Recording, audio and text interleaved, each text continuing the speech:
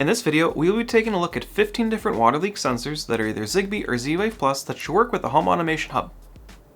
For anyone who hasn't heard of a leak sensor, which is also referred to as a water or flood sensor, it is a little device that can be placed around your home where unexpected water may occur. The sensor can then trigger an alert to let you know when there is an issue. My testing in this video will be with the Hubitat and SmartThings Hub, but these flood sensors should work with other home automation systems such as Home Assistant or Vera. Just to be completely transparent, all of the sensors I'll be covering today were purchased with my own money, and there was no outside influence involved with my testing. Make sure to watch to the end, as I will be going over 7 tips that will help you get the most out of your leak sensors throughout this video. The 15 sensors we'll be going over include a mix of both Zigbee and Z-Wave Plus. The Z-Wave Plus sensors I tested include Dome, Ecolink, HomeSeer, Zeus, Sensitive, Fibaro, Aeotech, and Z-Link. For Zigbee sensors, we'll be testing out Ecolink, Aeotech, Lincoln, Third Reality, Centralite, Akara, Mose, and as a bonus, the original SmartThings leak sensor. I also have the Third Reality Zigbee sensor in 2 different configurations, one with metal detector extenders and one without. So in total, we'll actually be looking at 17 different sensors. The original SmartThings sensor is not for sale anymore, but I wanted to include it so if you are familiar with it, you can get a baseline for how my testing will go. Let's first take a look at the different sensors we'll be comparing and their features. For this part, I will be covering what the sensors are listed or rated for, and will cover my actual testing results for the sensors later in this video. We'll first go over the Zigbee sensors in alphabetical order. The Aeotech SmartThings sensor is a direct replacement for the Gen 2 SmartThings sensor. It runs on a CR2 battery and has 4 total contacts, with 2 being on the bottom and 2 being on the top. It's listed as having a range between 50 and 130 feet depending on the environment, and comes with a 1-year warranty. The price at the time of purchase was $39 USD. The Akara sensor runs on a single CR2032 with a 2-year estimated battery lifespan and an IP67 rating. It has 2 contacts at the bottom that can be either slightly recessed into the sensor or extended so they sit flush with the case. The cost of the sensor at the time of purchase was $26 USD and comes with a 1-year warranty. The Centralite water sensor is pretty much the original Gen 1 SmartThings water sensor, with just a different cover and different material contacts. It runs on a CR2 battery with an estimated battery life of 2 years. It's listed as having a range up to 300 feet with line of sight and has 2 contacts on its underside. It also features a built-in temperature sensor. At the time of purchase, it was $30 USD and came with a 1-year warranty. The sensor does have a slight opening on the side which could let a little water leak in. I did end up taking the sensor apart, and the main circuit board is actually towards the top of the sensor, so while it wouldn't get damaged by water, the battery contacts could come in contact with water. A simple fix for this would be to put some hot glue along the seam that causes the gap. You could either do it from within the case itself or on the outside with the case removed. I would personally just do all 8 locations to make sure it has a better chance of surviving heavy flooding. If you opt to do the hot glue on the outside of the case, just make sure it's thin and fully cooled before putting the cover back on. The Ecolink Zigbee sensor runs on 2 quadruple A batteries, not AAA, not AA, quadruple A, and is listed as having a 4-year battery lifespan. This sensor is listed as Zigbee 3.0 and has 4 contact sensors on its bottom. The sensor comes with a mounting bracket so it won't float away, but does not have a waterproof rating to my knowledge, so it is a bit puzzling that it's included. The sensor costs $34 USD and has a 1-year warranty. For the sensor to trigger, a water bridge is needed between one of the probes on each side of the model plate. This means liquid could be touching the 2 left probes, 2 right probes, or a crisscross between the top left and bottom right, or the reverse to trigger the water sensor. If liquid is only bridging the 2 top or 2 bottom contacts, then it would not trigger. Likewise, if water bridges the 2 top probes together and the 2 bottom probes together, but does not bridge the top and bottom, then it would not trigger as well. The Lincoln sensor runs on 2 AAA batteries, has an estimated battery lifespan of 3 years, and has an IP54 rating. The sensor is listed with a range of 131 feet with a clear line of sight and has a built-in alarm listed to be 90 decibels. It also has 4 contacts on its bottom and is listed as Zigbee 3.0 compliant. At time of purchase, the sensor was $17 USD and I cannot find any warranty information.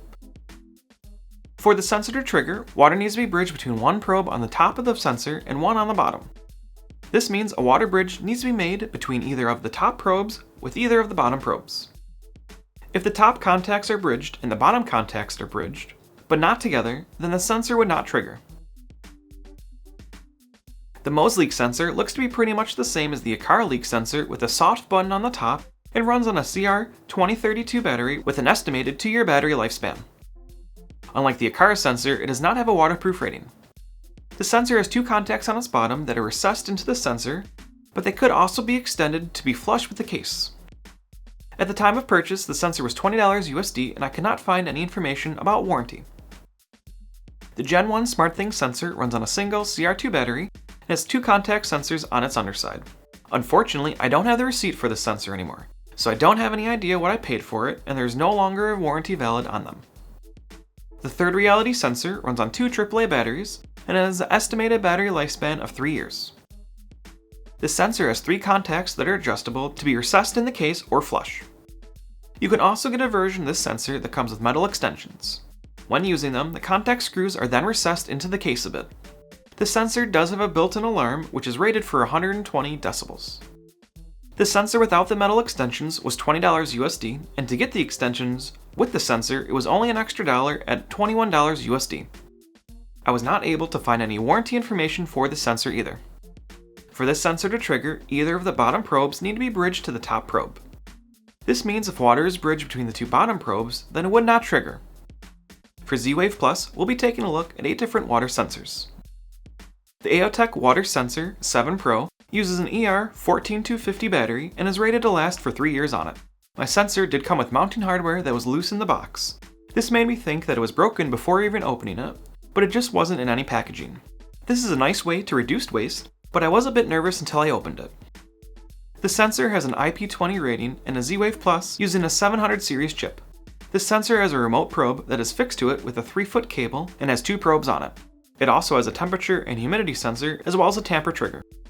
The sensor was $47 USD and has a 1-year warranty. The Dome leak sensor runs on an ER14250 battery and is listed as lasting for 3 years on a single battery. This sensor is the easiest to open, which I like. The sensor has 3 contacts built in, as well as a dock that can accept remote probes, including the one that comes with it. This leak sensor has a built-in alarm listed to be 90 decibels and comes with a 1-year warranty and was $35 USD at the time of purchase. For this sensor to trigger, the bottom left probe must be bridged with either of the other 2 sensors. If the top and right side probe are bridged, then the sensor will not trigger. The EcoLink Z-Wave Plus sensor runs on a CR123A battery and is rated for 5 years of life on a single battery. The sensor has 2 contacts at the end of a permanently attached remote probe that is 3 feet in length.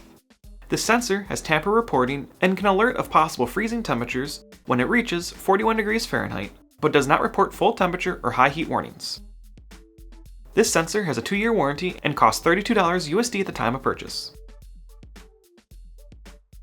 The Fabaro flood detector runs on a single CR123A battery and is listed to be able to last on it for 3 years. I did have a bit of difficulty getting it to go into pairing originally, but I think that was due to the TMP button being so small. The sensor is listed as being waterproof and has 3 contacts on its bottom. The sensor has a built-in temperature sensor and has connection points for external probes and alarms. Just keep in mind that adding either will remove the sensor's waterproof rating. It also has a built-in alarm, and at the time of purchase, the sensor was a whopping $60 USD and has a 1-year warranty. For this sensor to trigger, the bottom left probe must be bridged with either of the other 2 sensors. If the top and right side probe are bridged, then the sensor will not trigger. The Home Seer leak sensor uses an ER14250 battery, and I was not able to find an estimated battery life for it. The sensor also comes with an extension that is magnetic to allow for mounting. The remote probe is 3.5 feet. Make sure to put the sensor on the extension properly, as there's only one way for it to fit. Failure to do so will cause the sensor to not trigger. The case itself is a bit difficult to open, so if you have issues with your hands, I would recommend staying away from the sensor.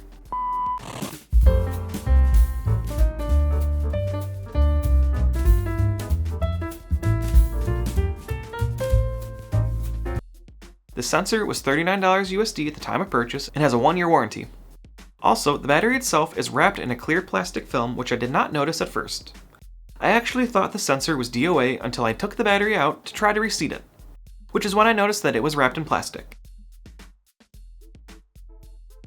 The sensor has 3 contact sensors on the bottom of it. For this sensor, only the 2 bottom probes work. This means the top probe will not be usable to trigger the sensor.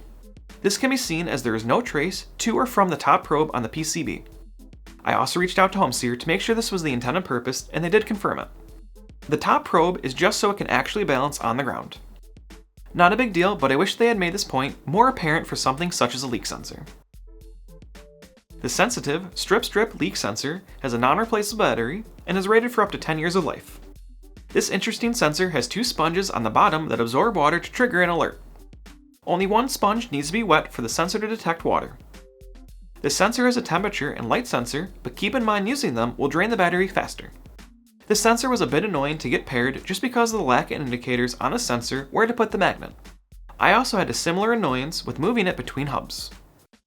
It is also rated for outdoor use as long as it is protected from rain and sun, such as under an eave of a house.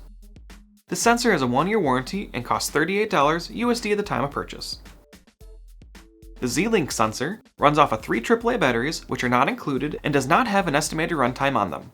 The sensor can also be plugged in via micro USB to power it from an external power source. While running on battery, the sensor will check every 60 seconds for moisture and will check every 400 milliseconds while on external power. Likewise, it will only report temperature every hour on battery and every minute on external power. It is IP44 rated when using batteries and uses a rope to detect water. The detector rope is 4 feet long and can be extended with additional probe ropes. This sensor has a built-in alarm that will beep 5 times on initial detection and every 10 minutes by default after that. The sensor has a 1-year warranty and costs $36 USD at the time of purchase. The Zooz leak sensor runs on a CR2042 battery and has no battery life claim. It is IP64 rated and has 4 contact sensors on its underside. This sensor has a generous 5-year warranty and costs $29 USD at the time of purchase. For this sensor to trigger, a probe from the left must be bridged to a probe on the right. This means the top left probe can be bridged to the top right or bottom right probe to trigger, and the bottom left probe can be bridged to the bottom right or top right probe to trigger. If the top and bottom left contacts are bridged together, the sensor would not trigger. Likewise, if the top right and bottom right contacts are bridged, the sensor would not trigger as well. Let's now take a look at my testing methodology for the 17 different sensors we'll be taking a look at. If you aren't that interested in this part, feel free to use the chapters in the video timeline to skip ahead. This video is pretty long, so I'll understand. For my testing, I have 3 main areas of concern I wanted to test, and they were water detection, hub compatibility, and operational functionality. For water testing, this included depth sensitivity, water type sensitivity, and surface material impact. I'm not going to lie, I was pretty excited for the depth testing. I got a clear cube container with 90-degree angles and a depth gauge that had 1/64 an inch increments. Unfortunately, the cruel mistress of science decided this wasn't going to work and taught me a quick lesson.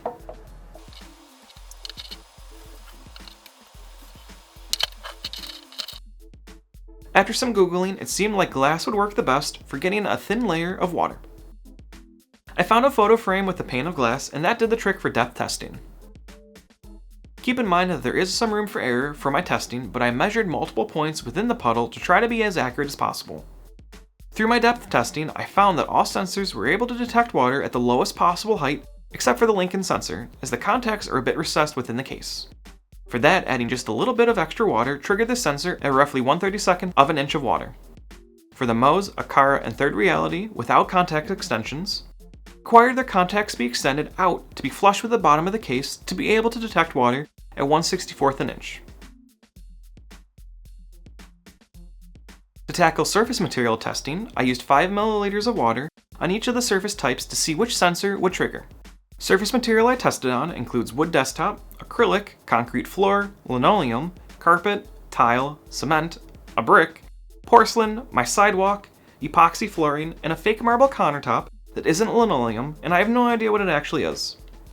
For surface testing, I used room temperature tap water. All contact sensors worked on the following surfaces: epoxy flooring, tile, linoleum, concrete floor, acrylic, glass, wood desktop, porcelain, and fake marble countertop that isn't linoleum, and I have no idea what it actually is.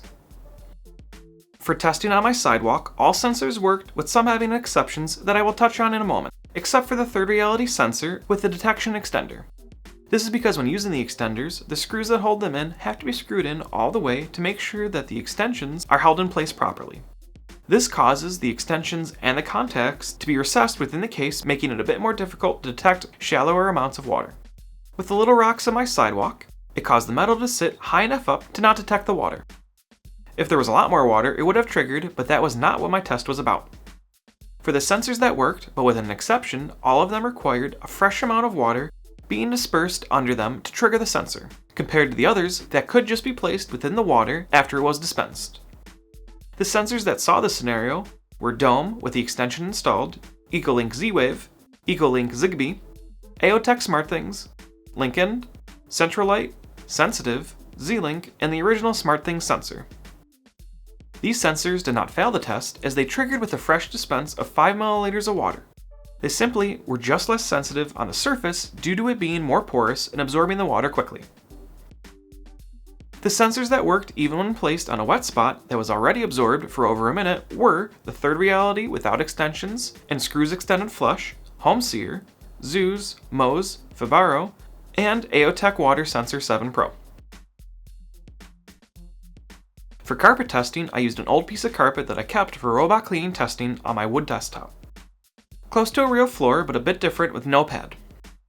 Not sure how helpful this surface material is for anyone, but I know there are bathrooms out there that have rug, so I figured why not. If you have a use case for a leak sensor on a rug, I'd love to hear what it is, so make sure to let me know in the comments below. All of the sensors did work on carpet, but each one needed its own dispense of water to trigger. This is because the carpet absorbed the water pretty quickly, similar to the sidewalk. If there was a large enough amount of water, all the sensors would be able to detect on a carpet, but I will say that the AOTech SmartThings sensor seemed to be the most sensitive, followed by the Third Reality with metal extensions from a non-scientific standpoint.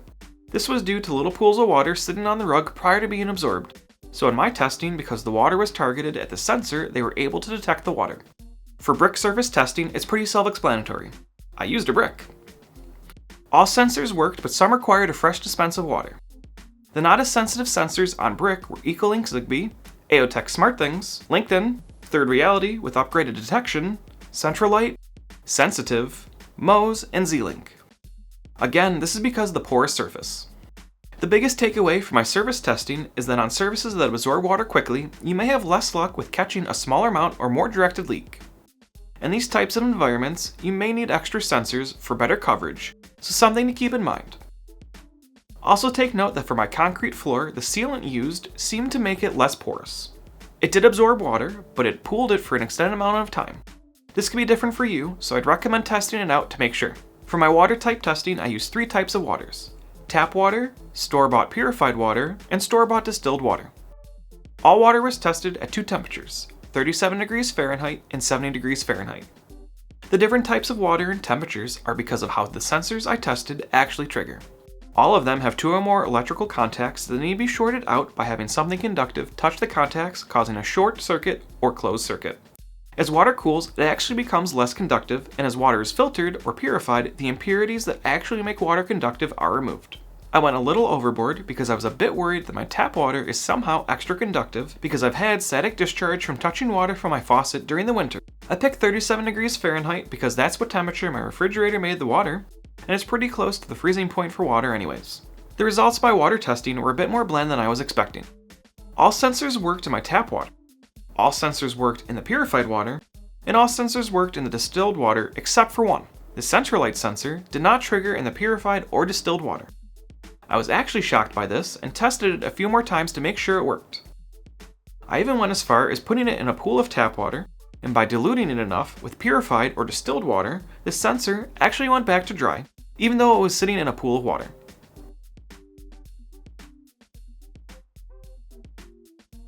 I'm not sure what this means about the water I bought, and there is a way to test conductivity of water with a formula, but I don't have a viable glass container I can accurately measure with. What I recommend doing if you have a whole home water filtration system is buying one sensor to test out first to make sure it actually detects your water. With that said, I was able to test out a tip I found online for getting water sensors to trigger when your water is too pure. The trick is putting salt around the sensor, and I've seen mentioned both on a paper towel and just around it will work. This is because when salt is dissolved in water, the salt molecules will split into 2 pieces, a sodium ion and a chlorine ion. The sodium ion itself is missing an electron, which gives it a positive charge, while the chlorine ion has an extra electron giving it a negative charge. The ions form a bridge, which then allow for the circuit between the two probes to close. So because of all of that, adding salt to purified water will make the water conductive. I was able to verify this did in fact work with my one sensor with both distilled and purified water. If there's a large enough amount of water, the salt would probably get washed away, but should still trigger. So you'd want to make sure to check sensors even if they trigger and then clear on their own just to make sure. If you find yourself in this type of scenario, I recommend buying one sensor and testing it with salt and your water first before investing in all the sensors that you need. The second major area of concern for my testing was hub compatibility. For this testing, I paired each sensor to SmartThings and Hubitat hubs to see how easily they paired, and if anything special was needed to get them to work.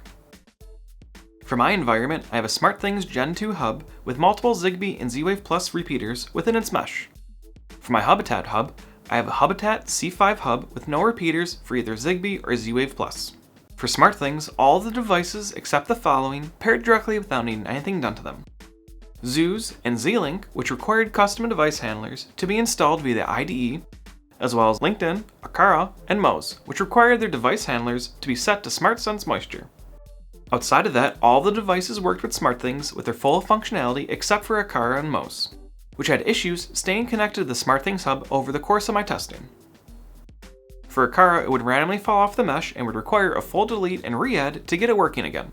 This is similar behavior I've seen for a few of their contact sensors I picked up. It seems while Akara products are listed as Zigbee, they are not fully following the protocol to allow for them to stay connected to the mesh. Some Googling returns that this is something others have seen as well. For me personally, I have 4 of their contact sensors and 2 have stayed connected for several months, but my other 2 keep dropping off the mesh after a few hours of being re-added. For Moz, it would disconnect a bit less compared to the Akara, but instead of having to delete and re-add it, I could push the button on it to wake it up. It looks pretty much the same compared to the Akara sensor with a few different changes, so I'm guessing the firmware is similar as well. For both the Akara and Moz sensors, I recommend staying away from them due to their lack of reliability. One thing I did find interesting for the third reality sensor is that there is an on-off button for the sensor within SmartThings. Clicking it will actually turn the alarm on until you turn it off. I didn't realize it, and it was a bit startling when it started going off, but just keep that in mind. For SmartThings, a device can either be run locally or on the cloud. Here's a list of which devices run locally and which run via cloud. For cloud-connected devices, this means that if SmartThings loses internet access or the SmartThings service goes down, then the devices will not function. This is just a snapshot of the devices when I did my testing, and this could change. Also, with the shift to edge drivers, all devices should eventually all be running locally at some point anyways. With the Hubitat hub, all devices were able to be paired while about half required attention outside of the normal pairing process. The EcoLink Zigbee sensor required many resets and pairing attempts before finally actually getting set up properly. Lincoln, Third Reality, Centralite, Fibaro, and AOTech Water Sensor 7 Pro all required to be manually set to generic moisture sensor, and the Moz and Akara sensors required a custom device handler to be installed. Luckily, they both were able to use the Akara device handler. The Akara and Moz sensors did show better reliability staying connected to the Hubitat hub, but from my research, that seems to do more with not going through any repeaters. The third area of concern for my testing was operational functionality, and this had several different categories I tested, which include range, alarm sound level, IP rating, and temperature testing. For operational temperature testing, I did 3 different tests. The first was a lower temp. I left all the sensors outside for a little over an hour, with the temperature being 43 degrees Fahrenheit. I was pretty cold, but all the sensors worked in this temperature. And just in case anyone's curious, the sensors will not actually get triggered when put in snow. The second temperature test was completed by putting the sensors in my freezer for over an hour. In there, they dropped down to -3 degrees Fahrenheit. All of the sensors worked except for the Moz and Akara sensors, which was outside of their operating temperature range. With that said, this temperature was outside the normal operating temperature for a lot of the other sensors as well, but they still functioned. One thing I did notice is that some of the sensors formed ice around the contacts because I did not dry them off fully before putting them in the freezer. And most of the sensors were so cold that they formed ice on the contacts after I tested them, which I find pretty funny. The third temperature test was meant to test the upper limits of the operational temperature range, so I placed them in the oven.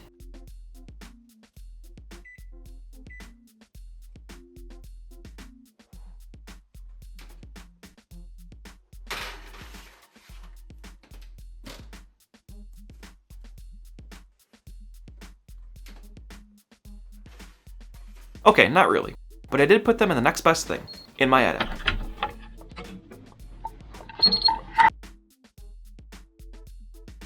There they sat for a little over 2 hours and reached a temperature of 105 degrees Fahrenheit. Pretty boring results here, with all of the sensors detecting water and notifying SmartThings. Keep in mind that extreme temperatures can and will impact battery life of your sensors. Next, I tested the listed IP ratings for any sensor that advertised one, and there were not many of those. The sensors with IP ratings include AOTech Water Sensor 7 Pro, Aqara, Fibaro, LinkedIn, Z-Link, and Zeus. The AOTech Water Sensor 7 Pro has a rating of IP20, which means it's protected from against solid objects over 12 millimeters, such as fingers, and has zero moisture protection. Which, cool. It's protected from my hand. The Aqara sensor has an IP67 rating, which means it's sealed from dust and can be submerged in water up to 1 meter for 30 minutes. So to test this, I used my acrylic square container and filled it to 1 meter high of water, and had the sensor held down for 30 minutes. Sure enough, the sensor still functioned after 30 minutes and I didn't see any water on the inside of it.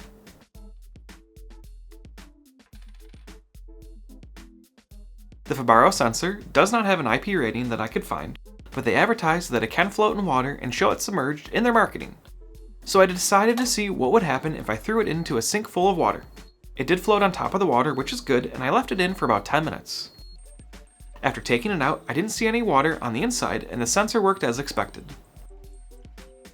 The LinkedIn sensor is IP54 rated, which means it's protected against dust for the most part and protected against splashes from all directions. Unfortunately, I don't have a fancy machine to do proper testing of IP54 rating, so instead I use my hose on it from all sides for a few minutes.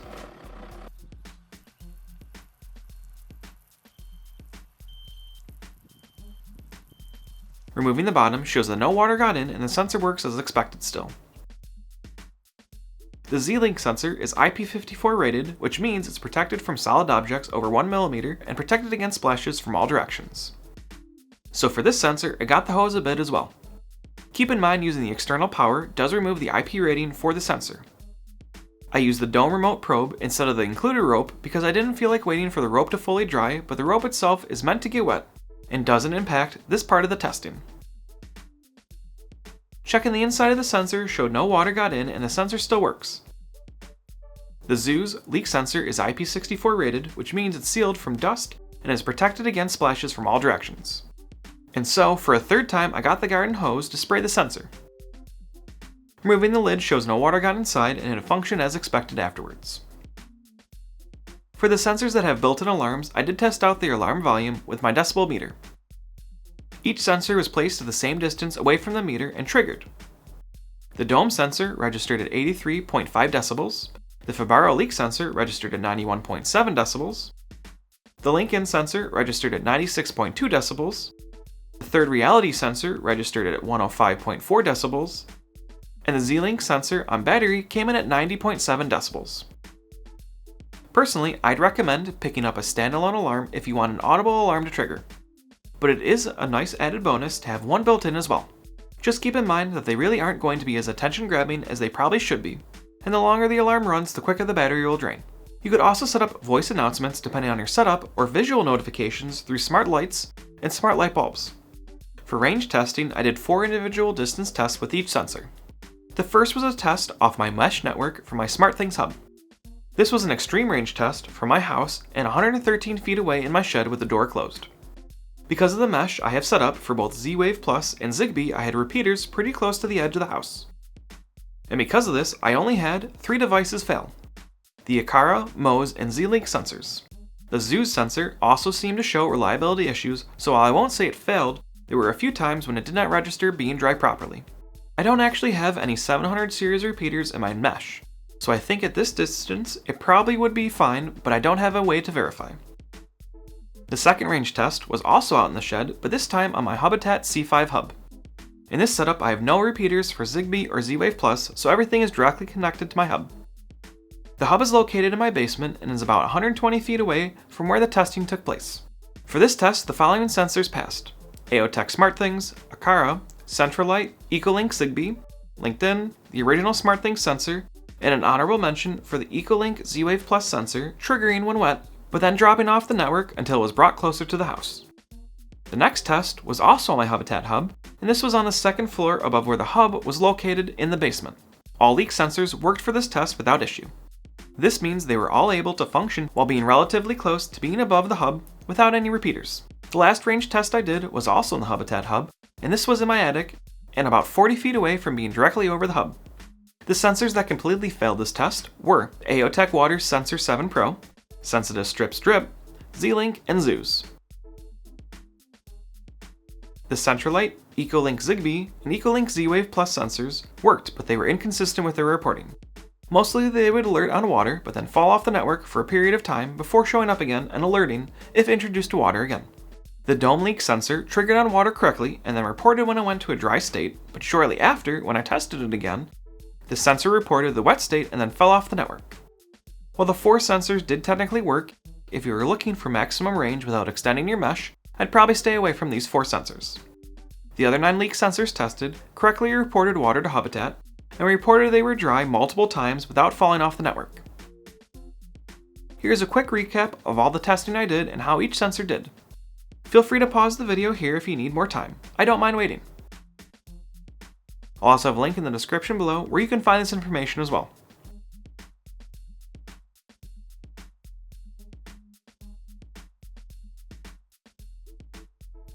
A few things I noticed from my testing. For the sensitive strip strip sensor, the sponges started retracting up and breaking down a bit as they were soaked and dried multiple times. Depending on the moisture level and environment, the sensor took several hours to go to a dry state as well. And while this did make my testing annoying, I don't see it as a deal breaker, but something to keep in mind. For the Z-Link sensor, the probe rope also took a very long period of time to dry out, with up to an hour between one of my tests. This isn't a deal breaker for the sensor and just comes with this type of probe, but something you may need to consider for your individual use case.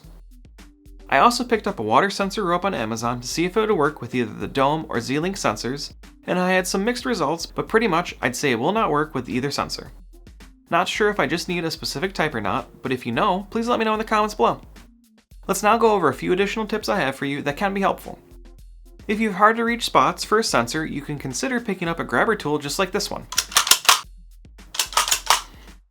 This can be helpful for situations like behind a washer or behind a toilet in a tight location. If you don't have one or haven't considered one yet, I highly encourage you to look into a smart water valve or smart valve shutoff. These allow for you to turn off your water main when a leak sensor triggers through automation to help prevent tens of thousands of dollars in possible water damage to your home.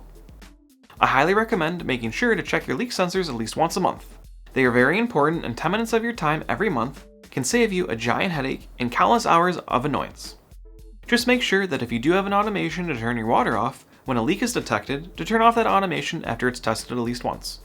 And my last tip is that if you have a remote probe that is sitting in a sump pump and getting triggered often by dripping water, you can cut the top off a plastic bottle and place it over the top of it, like a shield. I did this a while back and I no longer get any false positives. Just make sure to not seal the top of the cap you put the wire through, as this could cause the bottle to trap air in the event of a sump pump filling with water and may not cause the sensor to trigger them. With all of this information, you might be asking yourself which sensor is right for you. And honestly, it's going to depend on your needs, and you might actually need a few different types. To help you decide, I picked a few different categories I think are important, and picked the best one for each of those categories. The first is the tiniest leak sensor, and the winner is the Zeus Z-Wave Plus sensor. With its overall footprint being the smallest, it's an easy win here. Next is the thinnest sensor. For this one, the sensitive strip strip wins here. For the cheapest Zigbee sensor, the winner is the LinkedIn sensor.